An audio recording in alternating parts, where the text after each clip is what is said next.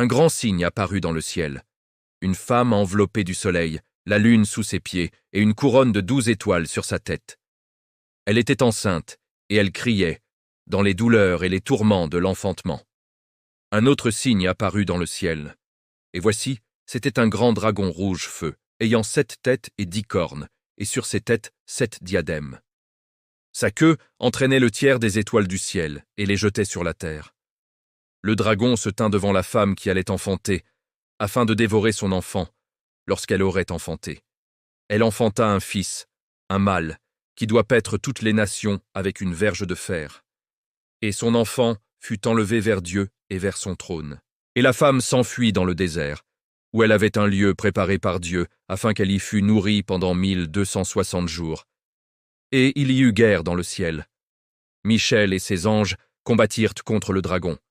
Et le dragon et ses anges combattirent, mais ils ne furent pas les plus forts, et leur place ne fut plus trouvée dans le ciel. Et il fut précipité, le grand dragon, le serpent ancien, appelé le diable, et Satan, celui qui séduit toute la terre, il fut précipité sur la terre, et ses anges furent précipités avec lui. Et j'entendis dans le ciel une voix forte qui disait « Maintenant le salut est arrivé, et la puissance et le règne de notre Dieu, et l'autorité de son Christ. Car il a été précipité l'accusateur de nos frères, celui qui les accusait devant notre Dieu jour et nuit. Ils l'ont vaincu à cause du sang de l'agneau, et à cause de la parole de leur témoignage, et ils n'ont pas aimé leur vie jusqu'à craindre la mort. C'est pourquoi réjouissez-vous, cieux, et vous qui habitez dans les cieux. Malheur à la terre et à la mer.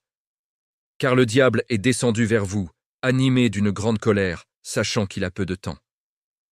Quand le dragon vit qu'il avait été précipité sur la terre, il poursuivit la femme qui avait enfanté le fils. Et les 2 ailes du grand aigle furent données à la femme, afin qu'elle s'envolât au désert, vers son lieu, où elle est nourrie un temps, des temps, et la moitié d'un temps, loin de la face du serpent.